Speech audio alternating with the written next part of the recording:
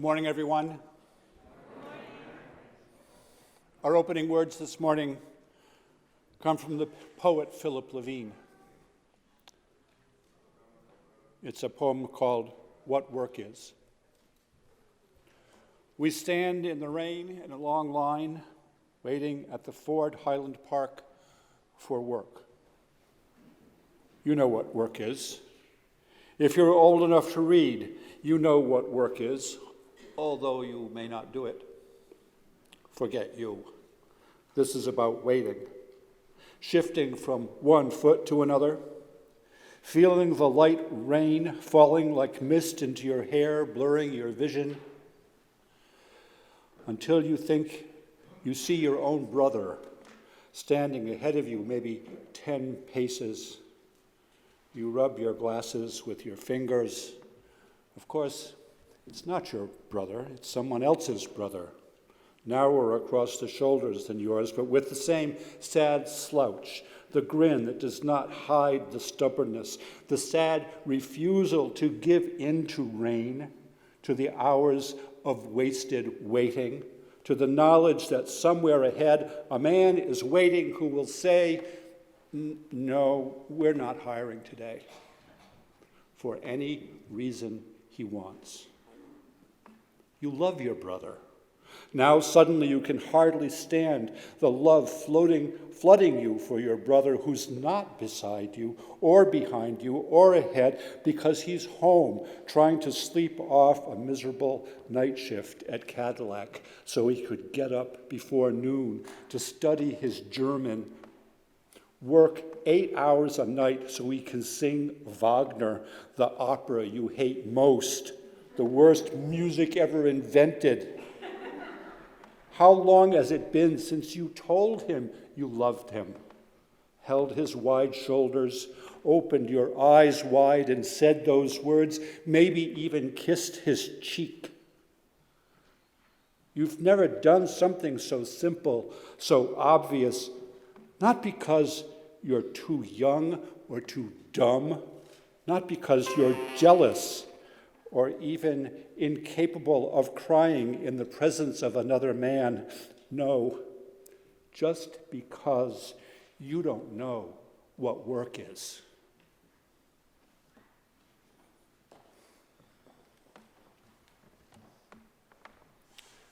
Please join together with me in our opening words this morning.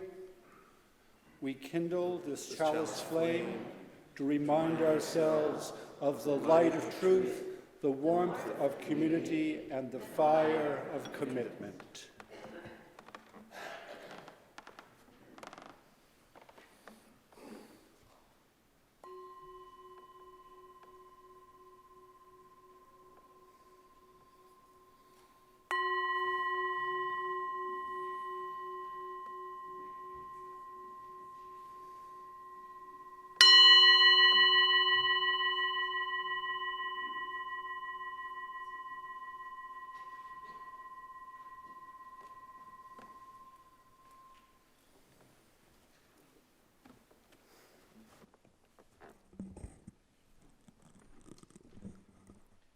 Is that okay? Excellent. Good morning. Welcome to worship at First Unitarian Universalist Society of Burlington. Today is Sunday, February 26, 2023.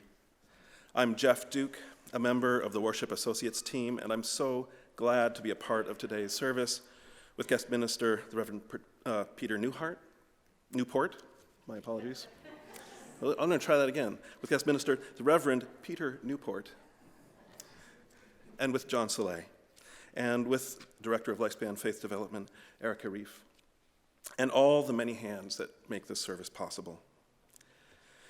As a Unitarian Universalist faith community rooted in the heart of Burlington, we warmly welcome all people to the shared work of building beloved community and making meaning in our lives.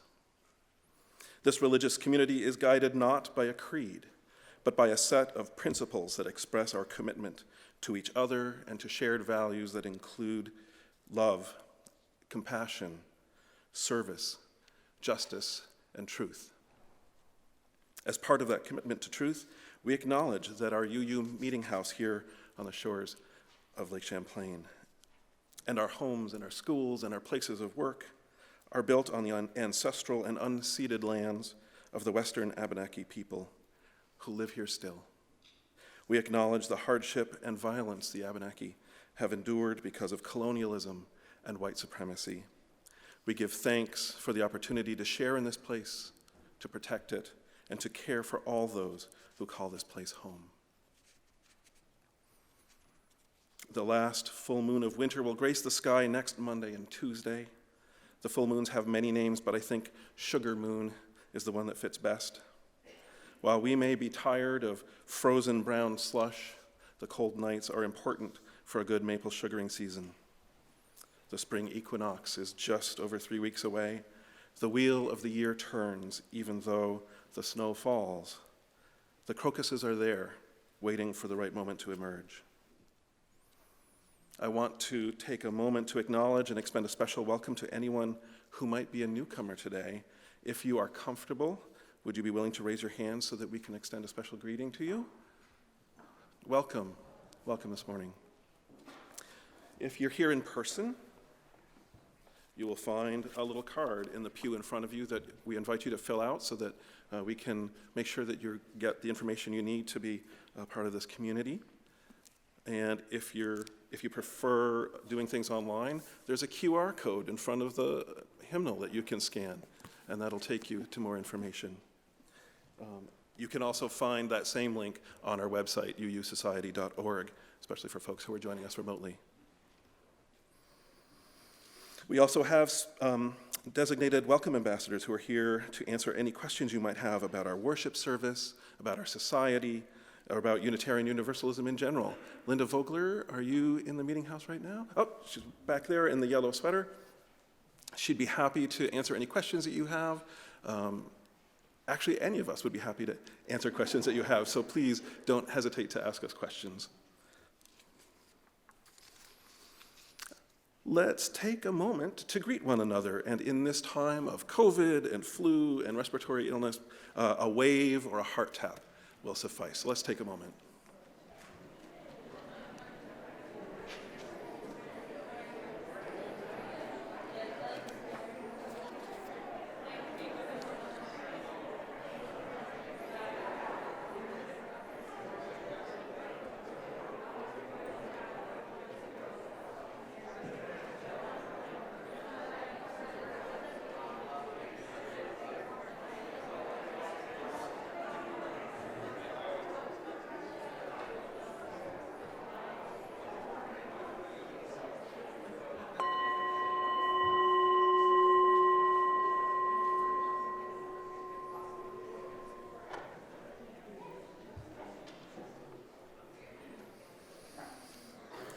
I have just a couple of announcements this morning. Everyone is invited to a special coffee hour downstairs in celebration of David McFeeters in the community room, which is downstairs or down the elevator. It's a great time to meet new friends and learn more about the many things going on here at UU. Ours is an active congregation. I also want to mention that Reverend Tricia Hart, our developmental senior minister, is holding a conversation about Unitarian Universalist spirituality. There's a version of that online on Tuesday evening at 6:30 p.m. Come explore what part spiritual practice or deeply held belief have in our creedless faith. That's Tuesday evening at 6:30 p.m. And you can find more information about that on our website again. In fact, our website, uusociety.org, has a list of events, links to recent weekly newsletters, more information about our congregation and Unitarian Universalism. I encourage you to explore the resources that you'll find there. Friends, whatever it took for you to get here, wherever you're from, wherever you are, whatever burdens and joys you are carrying, you belong. Your whole self is welcome here. Let us worship together. Blessed be. Good morning. I'm James Stewart. I'm the Director of Music here at the Society, inviting you to stand with me in body or spirit as we sing together our opening hymn, hymn number 113, Where is Our Holy Church? And we'll sing all 5 verses.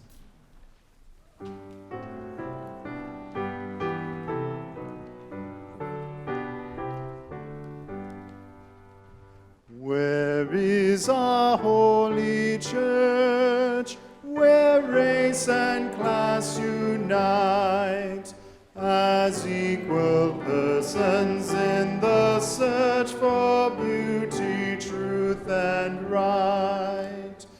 Where is our holy writ, where'er a human heart a sacred torch of truth as lit by inspiration taught?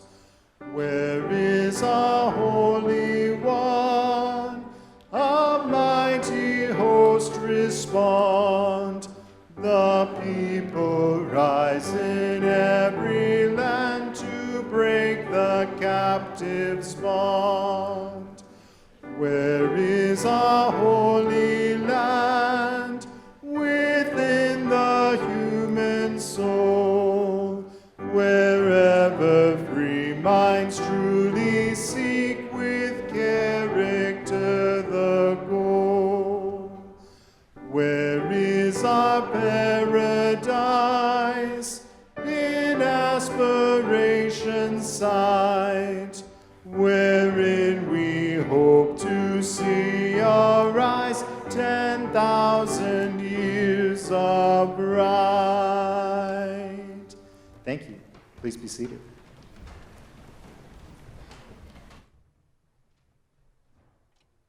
Good morning. I'm Erica Reef, the Director of Lifespan Faith Development, and normally I invite all the kids to come up here right away, but we're trying something a little different this time. So I just need the couple of friends who've already volunteered to help me with a reading to come up now.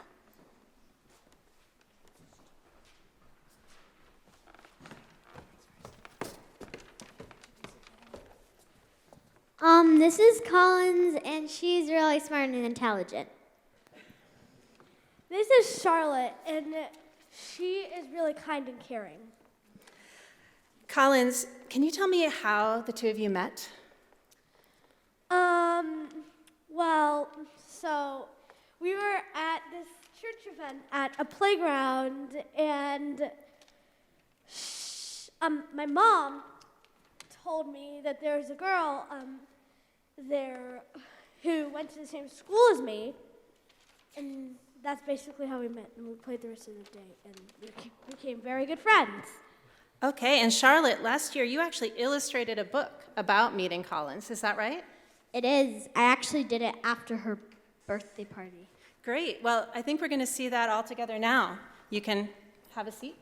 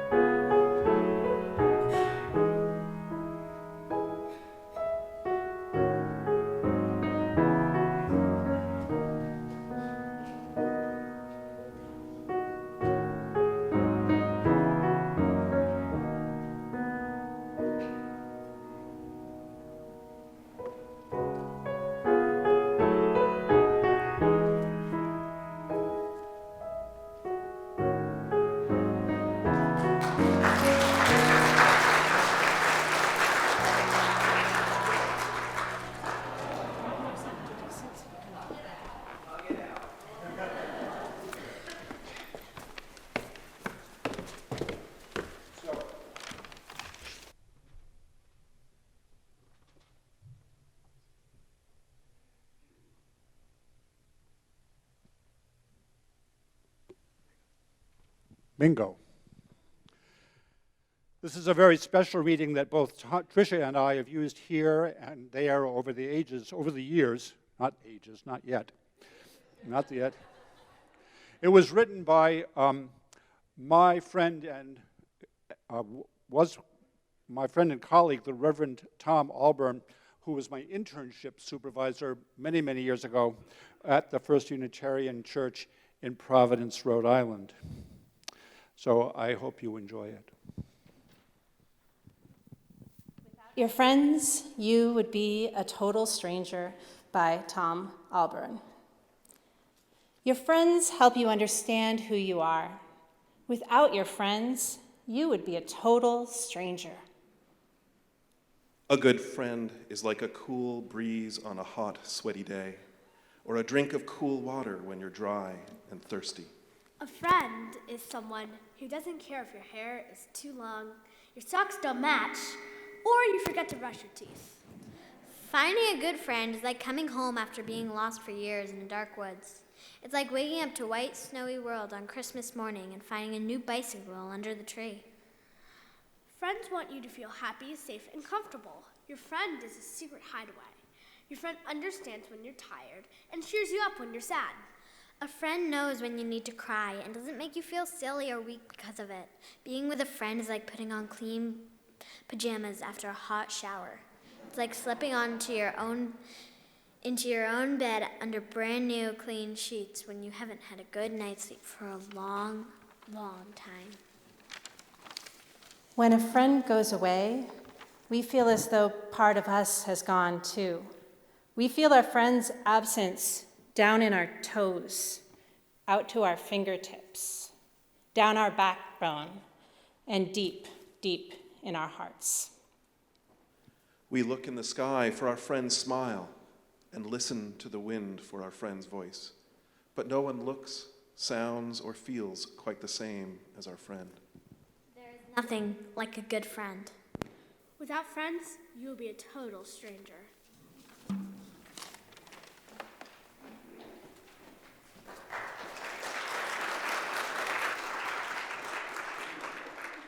And now I'd like to invite all of my friends, kids who are here today who'd like to take part in our activities downstairs, to walk out following Penny down to the community room.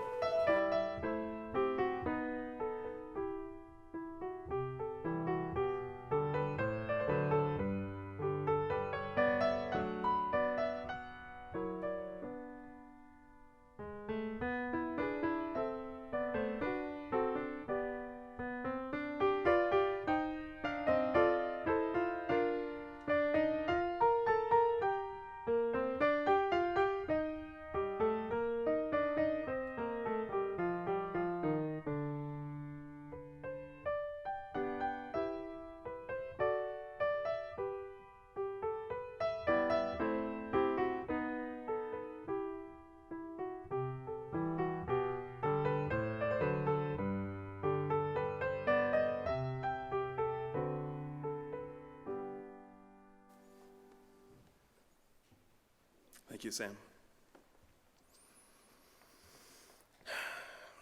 I was a pretty lonely kid growing up in the 70s and 80s. I enjoyed school well enough, but I wasn't athletically inclined, and I found myself on the outside looking in on a lot of school life.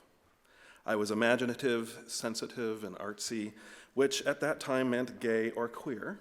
And okay, not entirely wrong, but I had a hard time finding and making friends and spent a lot of time by myself. One of my escapes was television and movies. But even there, the protagonists had good friends who encouraged them and believed in them, and they had a group where they belonged. I didn't have friends like that, though I desperately wanted them. I didn't really feel like I belonged anywhere. In middle school, I discovered a wonderful game called Dungeons and Dragons.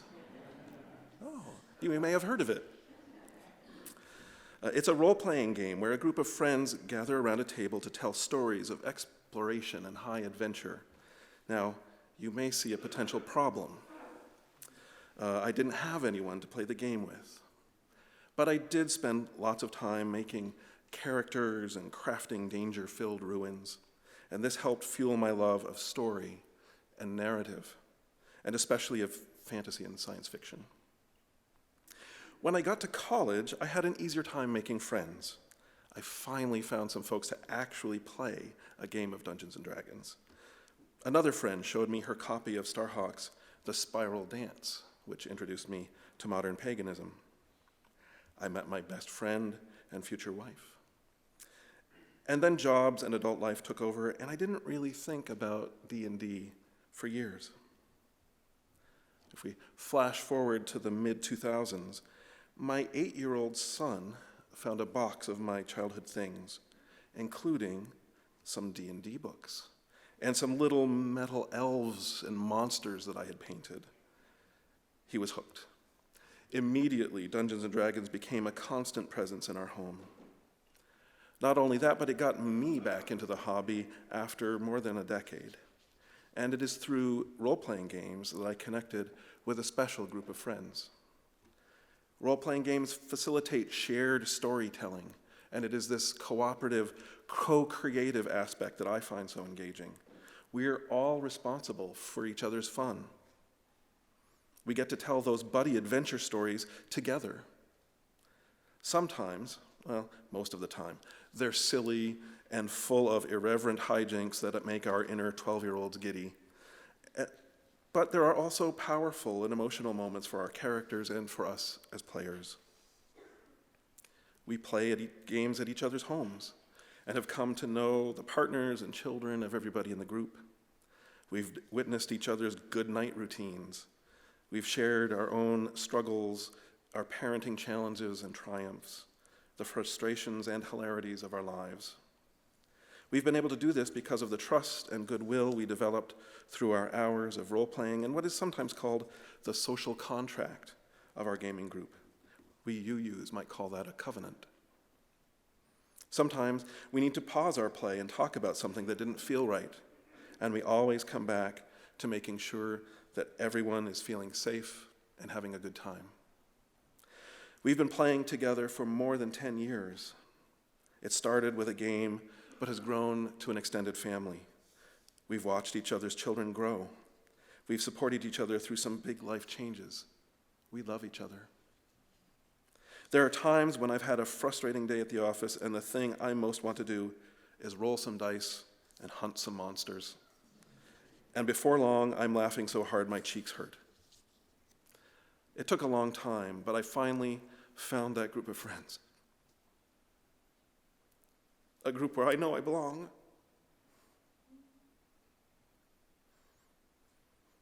It is my fervent hope that we all will find or create a group of friends who love us as we are and as who we are becoming. May it be so.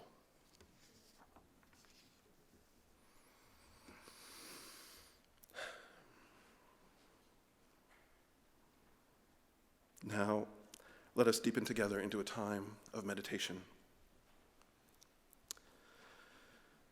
We will share some joys and sorrows of our community and then hold a moment of silence. Let us begin with 4 deep breaths. 1 for the solid earth beneath us.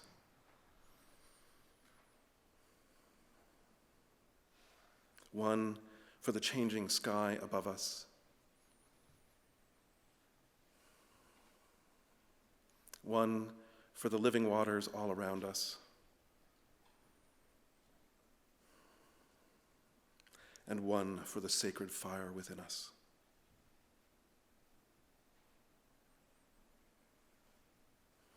Come now into the place of peace and holy listening. Each of us comes to this place, to this time together, in person or over great distance or even through time.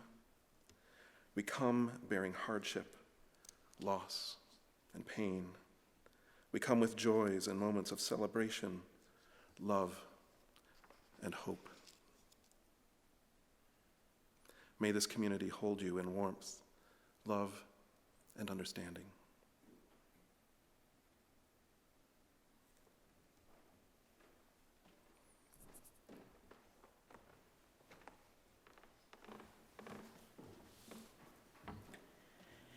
So there is a special joy and sorrow today. This is this Sunday, February 26th, 2023, marks the almost, minus a day or two, end of the employment, seems like a weird word to say, of a very dear person. David, I'm looking around to try to find you. There he is. David McFeeters is the facilities manager of this congregation. He has been here. He came back. I consider it a personal favor, David, that you came back to this congregation just when I arrived. I had never met him before. He'd been gone for a number of years and was returning at that point to a job that he'd held for 8 years before that. Some of you know David really well and consider him a friend. And some of you kind of know who he is because you've seen him. And some of you maybe don't know who he is. So I want to say that if you have ever come into this space, when the lights are on and the bathrooms are clean and the heat is working and systems are functioning, that's all David. That's David and the people that work for David, the people who report to him, all of us who are also here, and the volunteers. I need to tell you that there is a special coffee hour. I'm about to make sure that you know you're welcome after the service, and we were very good about making sure that we got the word out and that people knew that they could bring something today, and in fact had a whole team of people signed up to set up for the special coffee hour.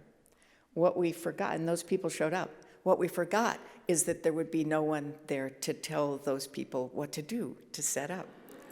So we already have begun to experience this sense of, this is a completely true story, of, I love that line in Tom Alburn's reading where when you miss somebody, you can feel it all the way down to your toes and all the way out at the end of your fingers. We are so incredibly grateful, David, for your love and your work and your presence in this congregation. And we wish you and Susie all the wonderfulness of returning to another community that knows you and loves you. But we will miss you a great deal. And we want you to know that. If you would like to send your best David and Susie off with your best wishes, I do hope that you will come to the special coffee hour. Somehow it got set up. I don't want you to think you have to run downstairs, David, and even though we do depend on you for so many things. As we move into the silence, perhaps you might call to mind some dear friend. Maybe sitting right next to you, maybe a long way away. And remember how much you love them. Let us be quiet together.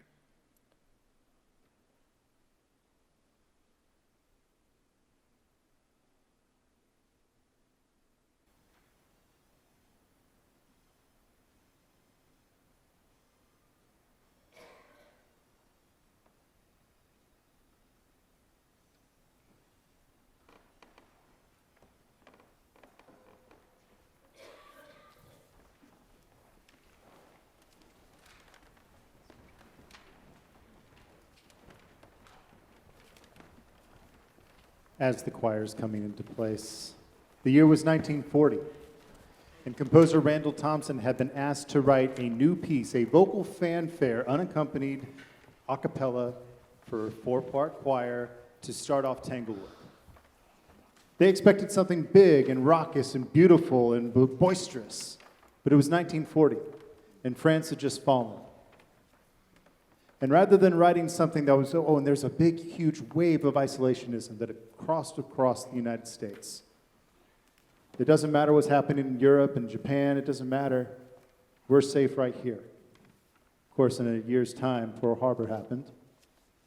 But Randall Thompson said, no, we're still connected to each other. And what he delivered instead of this big, boisterous fanfare was a vocal prayer, all based around one word. Hallelujah.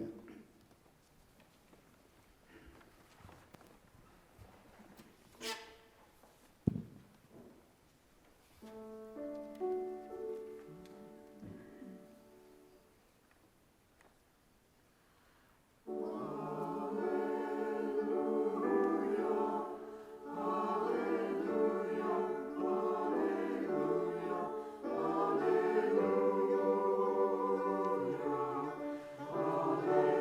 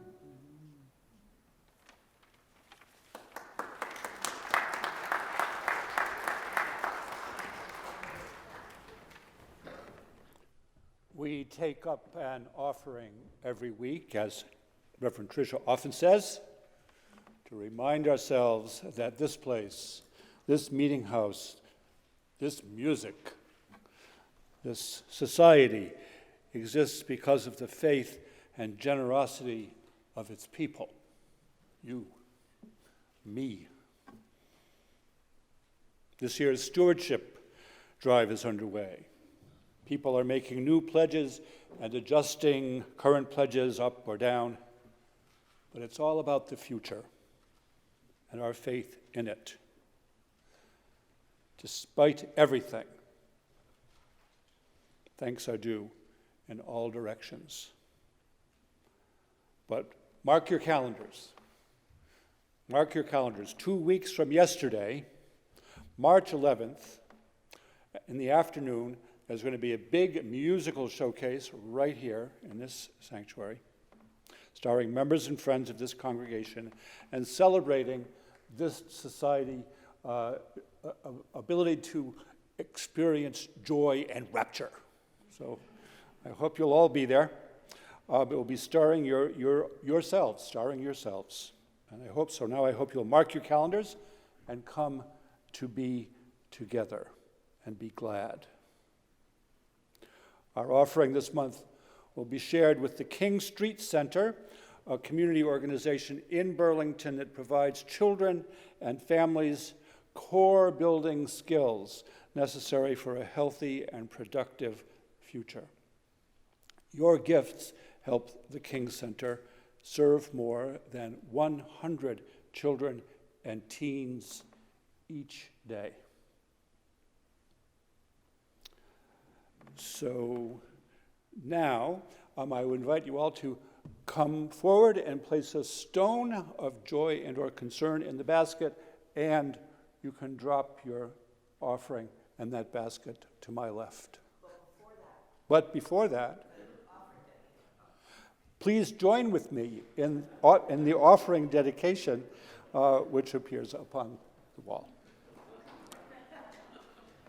With gratitude, we dedicate these gifts in the service of our mission and to inspire spiritual growth, care for each other and our community, seek truth, and act for justice.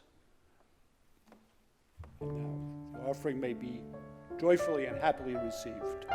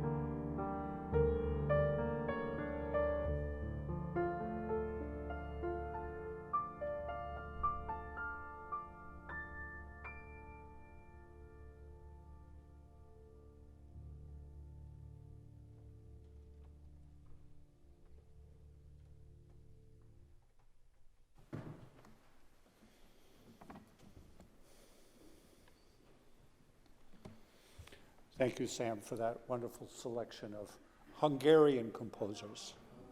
Ukrainian composers. Thank you. Remembering as we can the struggle that's happening in that country.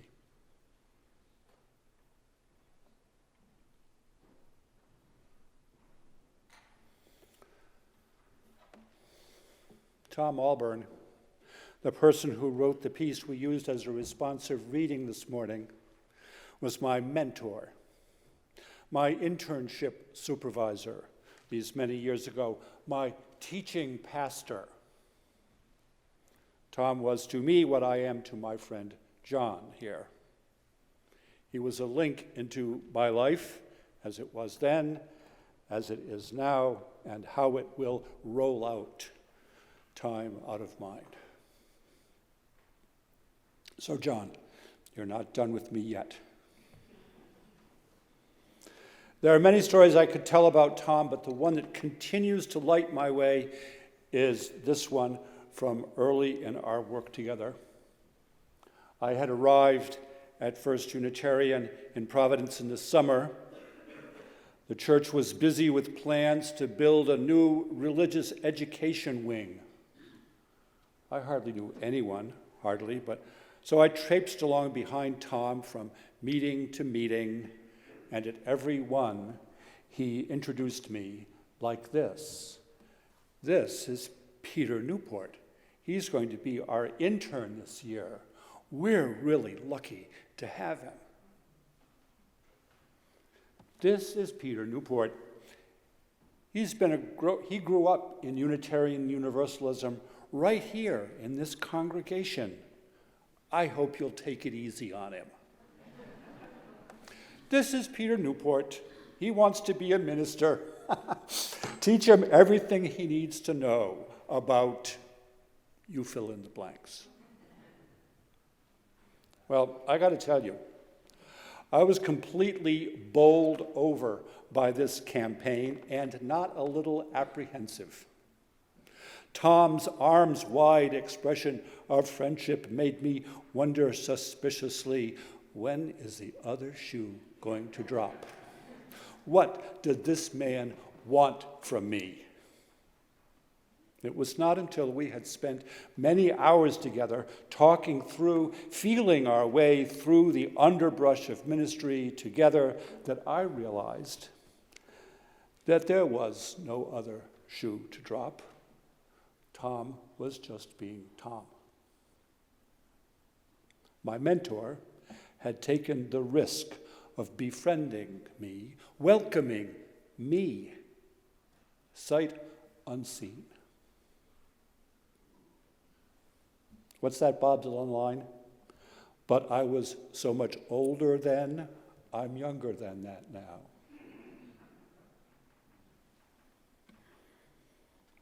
This morning I want to share a couple of questions with you that endlessly fascinate me, which I expect may never be adequately answered. In fact, if someone were to hand me conclusive, bankable answers to these questions, I would be disappointed to have to give them up. Here they are. What in the world is it that brings all y'all here this morning? When you think about it, discounting the effects of mere habituation, this business of going to church every week or most weeks or even some weeks is a perplexing exercise. What's really going on? And the second question is, what, if anything, is religious about what we do here?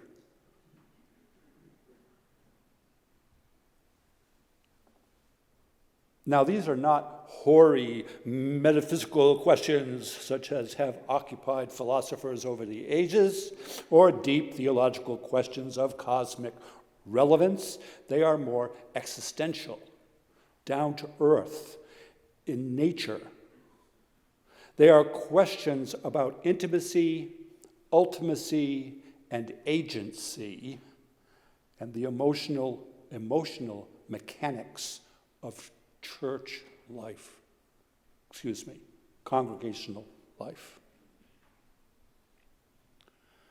Now, I've got to tell you, this sermon is a mashup that's had 3 separate titles in its lifetime. On Being Human was a working title. Works of Love, its present moniker.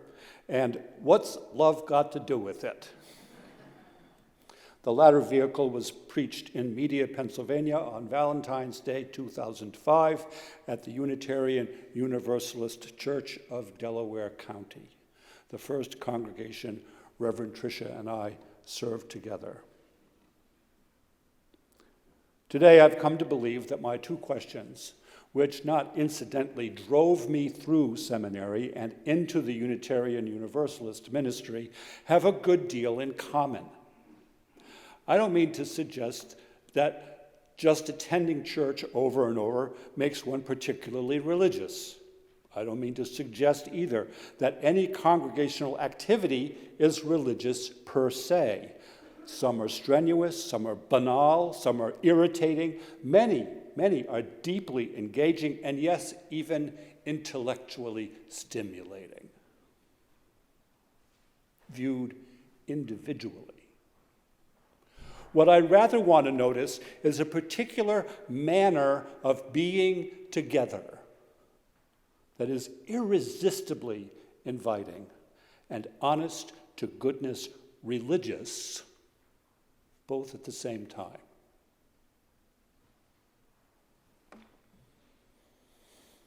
These questions occurred to me for the first time, I think, while sitting in the vaguely empty sanctuary of First Unitarian in New Bedford one Sunday morning, listening during our meditation to people breathe in the silence we make together, watching specks of dust drift aimlessly through shafts of light streaming through the windows.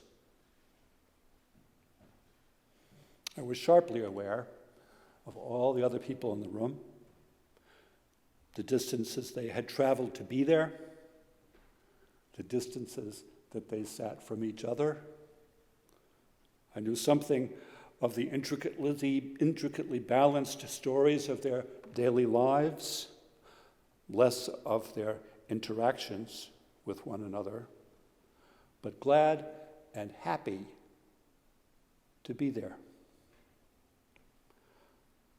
I'm recalling a story today that seems to fit here from the history of my congregation in Providence, where Tom and I served and where I grew up. This from an ancient record book of the Society, dated September 23rd, 1815.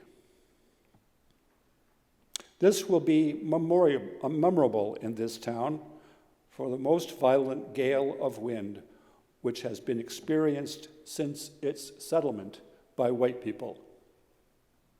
The tide rose 20 feet above low water mark and swept away a great number of buildings, both houses and stores, which were situated near the margin of the river on the wharves. The rafters of our new meeting house were nearly covered with boards ready to receive the mortar, but the wind rent them from the timber and lodged many of them in George Street and some at a greater distance from the church. But the framework of the roof stood fast and testified to the goodness of the workmanship and to the divine favor in thus preserving the building. Now, can you imagine members and friends arriving in their carriages and wagons along Benefit Street on that September morning? Just weeks before, they had marched in procession down the same route to lay the cornerstone of their new building. This morning, though, Sky was sparkling blue after the storm. Shredded leaves and branches were blown everywhere. They were there salvaging the boards for their new roof that were blown throughout the neighborhood and God knows where, carrying them back to the building site so they could be put in place on the roof. This was the second church that this community in Providence, Rhode Island, would build together in one generation, because the first building had been lost to arson a little more than 1 year, before this event of the Great Storm. Can you imagine what they must have been thinking and talking about as they salvaged bits of their roof from ruin? What stories did they tell one another as time went on? Can you imagine? Traditionally, people would go right to the love word to describe that intensity of voluntary association. But it's not love that I'm talking about. If love is what justice looks like in public, justice was busy. I'm talking about something else. I wrote once that we came together week after week like parted lovers, a frankly embarrassing and somewhat overheated simile. We don't know what work is. The nice people in another congregation I served turned and recited a covenant to one another across the center aisle of their sanctuary. Every Sunday they said to one another, "Love is the doctrine of this church, and service is its prayer." There's a covenant. It's in the back of our hymn book. But if you ask them, well, what's that look like? Or how do you do that? They found it hard to say. There was no deliverable in mind. They might mention words like community, or talk about relationships or tolerance, but one often got the impression that they weren't much interested in each other. It sometimes appeared, not always, but sometimes, that this group had little more in common than a similar number of people at a Little League game. Yet, they made emotional space without choosing sides for divorced couples to hand off their kids during coffee hour after weekend stays with one parent or another. They invited a Haitian community into their building to lead a teach-in for us so that we could learn what it was like to be immigrants in Brockton, Massachusetts. They also, the Haitian folk, did a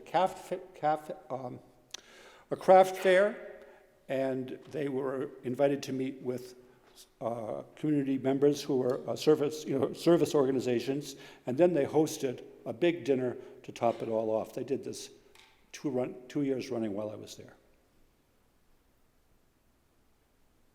We don't always think of the connections we have with each other in congregations as love relationships. But I'm certainly not recommending that we should.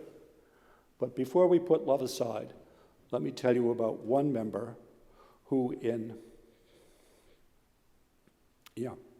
introducing a friend to others, I lost my place, we're going back now,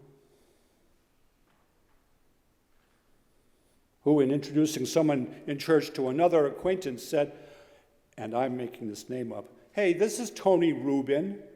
He's my friend for life." This is Tony Rubin. He's my friend for life. Nothing smarmy there, nothing coy, commercial, or embarrassing, just the facts. This is Tony Rubin. He's my friend for life. So allow me to propose an ethic of friendship. How about this? Like one another and your neighbor as yourselves. Like one another and your neighbor as yourselves. It may be all we can do. Let God do the heavy lifting. Friendship is hard enough work. Reverend Alburn had been the minister at First Unitarian when I met him for almost 20 years. His warmth and devotion came out of his Buddhist practice. Being kind was Tom's way of being faithful. And it clearly pleased him to be observant in that way. And part of that pleasure, I'm sure, arose from noticing what a challenge it was for me to like myself better. An ethic of friendship would mean that none of us would have to be strangers. An ethic of friendship would require that we show one another the way. Be lamps unto one another. It's not that complicated. Look around the room. You can like these people. You can like these people. You might be friends for life. I went to a conference more recently in Albuquerque. I sat in a large room with religious educators, the high morning light of the Southwest desert swelling into the room, and I listened with tears running down my cheeks while Rebecca Parker told us in her firm, loving way how the early church understood their fragile communities to be the very instance and moment of God's kingdom on earth. The very instant and moment of God's kingdom on earth. They were it. No pie in the sky. No home over Jordan. They were it. That's salvation. It's not very complicated. The same is true today. The same is true today. It is our congregations, these fragile communities of memory and hope, that secure our salvation from the wilderness in which we daily toil. It is our bonds of love and justice that we share with God through our loyal and faithful friendships that build blessed community, that make us strong and our faith achievable. Indeed, it is our poor, battered congregations that finally, not ultimately, provide the place, the space, the authority, and the power for the ministry we all share with and among ourselves and with the world around us.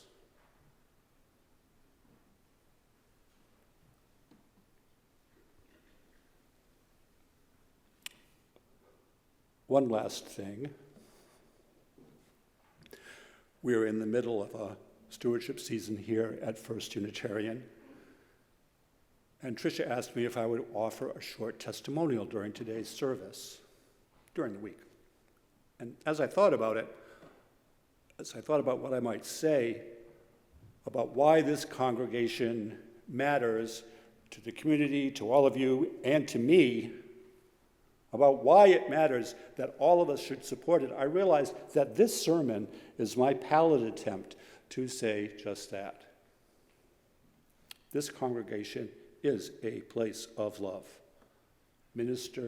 manifested in friendship and commitment and learning and caring and doing things together.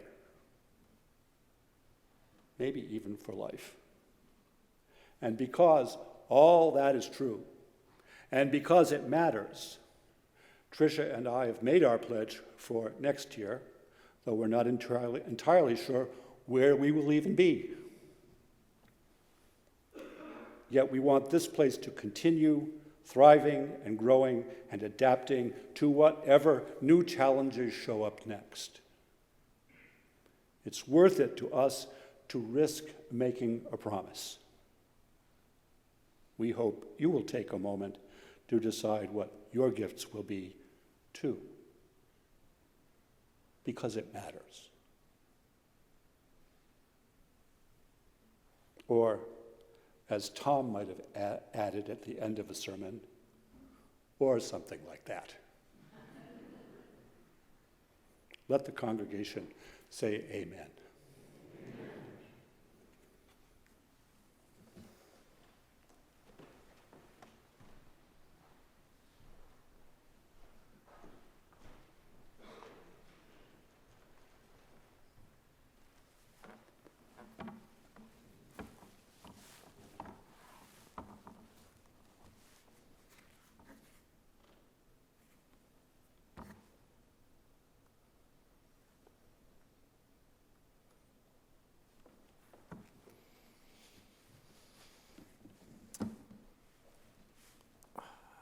I would like to answer Peter's questions,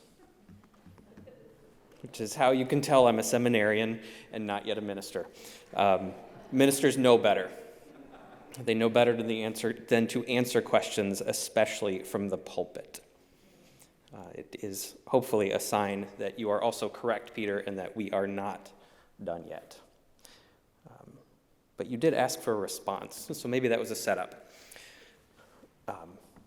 Hopefully it will be adequately insufficient to keep you guessing.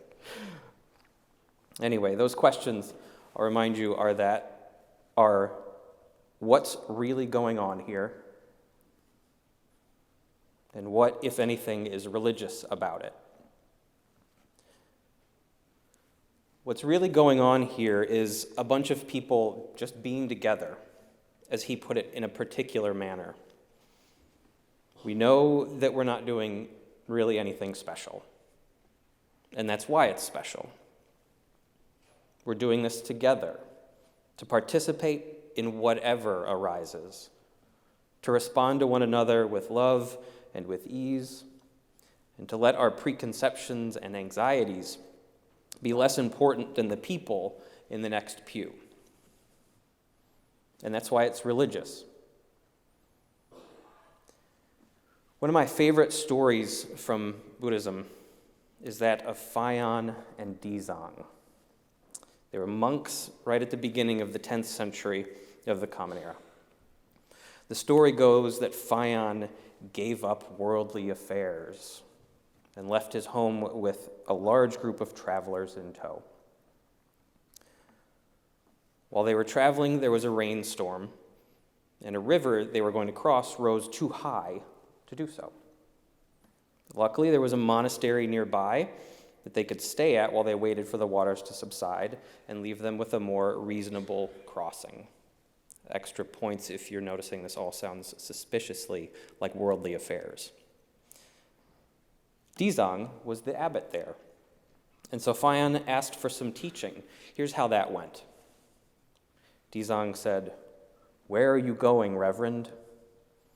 And Fayan said, "I am wandering on a pilgrimage." Dizang said, "What is the purpose of your pilgrimage?" And Fayan said, "I don't know." Dizang said, "Not knowing is most intimate." And straight away, Fayan had great realization. The story hits home for me. It hits home because I get caught up in knowing, in wanting to know, in wanting to know, and in thinking that knowing is what will make me qualified to have something to say. Knowing gives me an idea about what I should look like or how I should act. Knowing limits my possible responses to the needs of the world as they arise. It limits my responses. And when knowing does not get in the way, wanting to know often does. Not knowing removes that barrier between me and the thing to which I must respond. I'm hitting you guys with hard names this morning, I'm sorry. Shohaku Okamura is a Soto Zen priest and the founding abbot of Sanshin Zen community in Bloomington, Indiana. He's also a teacher and a translator. And I heard a talk recently where he talked about this story that I just told. And that important line where Dizang said, not knowing is most intimate. There's a character at the end of that sentence that's kind of untranslatable, but it makes a really big difference. The character on its own means cut. It denotes that nearness is like that of a knife or a sword that's cutting you. That's not about pain. It's about the fact that it cannot be ignored, that the intimacy demands a response. So this is why our being together, despite any banality, is religious. Religion is really a description of how we collectively and individually might be healed. It is an understanding that we each are inextricably connected to the ultimate, and that we are each also an important, unique manifestation of that ultimate. It's the wisdom that because of those two facts, that we're blessed to be in the dance of needing from and giving to one another. Our healing is found in acknowledging and participating in that dance. And our collective, particular manner is to leave all of that unnamed, or perhaps variously named, individually named, so that ultimacy, intimacy, and agency might remain unencumbered by the calcifying effects of definition.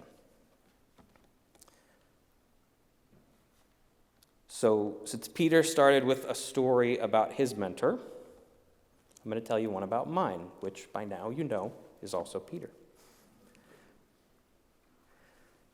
I had a difficult internship search. There were complications that left me with very few congregations as possibilities, and most of them already had interns. One of the handful that was left turned me down because of aspects of myself that I had no control over, just my identity, and had nothing to do with my qualifications or abilities. That rejection left me feeling pretty hopeless, like there might not be a place for me to be a minister in this faith at all. And all those other complications made it seem like that was more than just a feeling. It was a practical reality. Luckily, I knew people with more knowledge about the UUA internship requirements, and they helped me figure something out. My solution was to work through a Buddhist temple that values community engagement. You all are one of my communities, so I engage with you, and also with the guard. And there was a concern that this plan might be a little too Buddhist, a little too army, and probably a lot too creative. But the piece that might hold it all together, and that would make it all UU-y enough, was to have a UU minister that I could trust as an internship supervisor.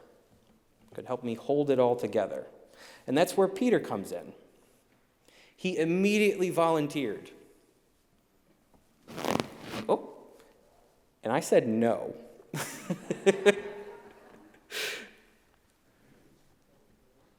I thought I knew something about what mentors were supposed to be and how they were supposed to be apart from and not a part of my life. Peter was a friend, and I did not want to lose a friend in order to gain a mentor.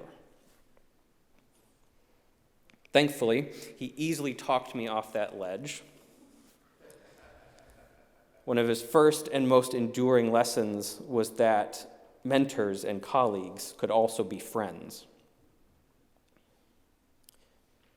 Or maybe it was that when we all do this work, this religious work of showing up and responding, we can't know what's going to arise. And we can't know how to respond until it does. All we can do is practice giving and receiving and responding to each other within the relative safety of this congregation, in order that we might be brave enough to go forward and to heal ourselves and our world. So here we are, friends for life. In response to these words, I invite you to stand, rise, and body your spirit as we sing together our closing hymn, Rank by Rank Come We Once More. The words are a little different that we'll have on the projection than we do in the hymnal. So let's pay attention to what's on the screen and we'll sing those words together.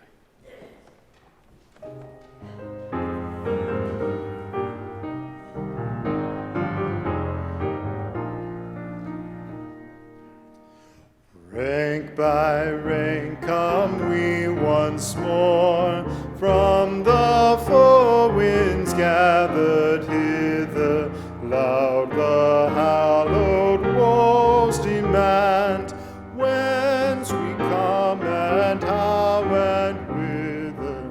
From their stillness breaking clear, echoes wake to warn or cheer. Truth from saint and seer, call to us assembled here. Ours the year's memorial store, honor days and names we reckon, days of comrades gone before, lives that speak and deeds that beckon. From the dreaming of the night to the labors of the day, shines their everlasting light, guiding us upon our way.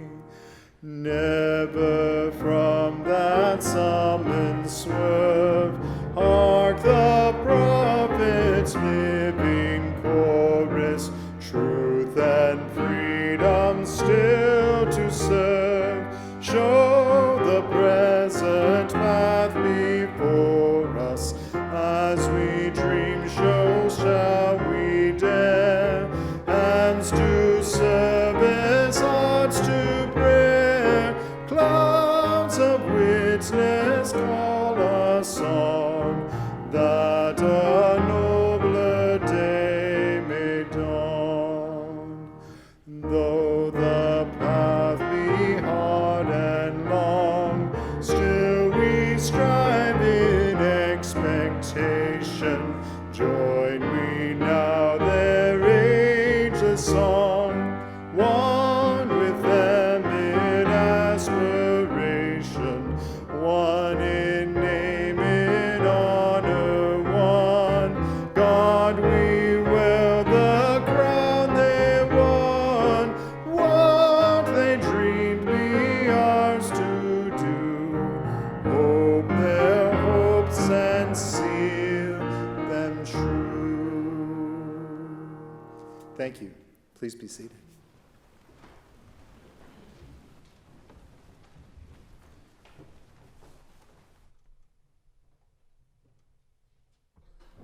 Please join me in our chalice extinguishing words. We extinguish this flame, but not the light of truth, the warmth of community, or the fire of commitment. These we carry in our hearts and share with the world until we are together again.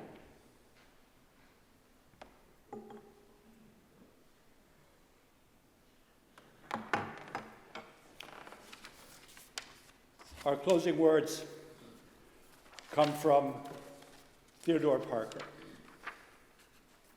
Be ours a religion which, like sunshine, goes everywhere. Its temple, all space, its shrine, the good heart, its creed, all truth, its ritual, works of love, its profession of faith, divine living. Go in peace.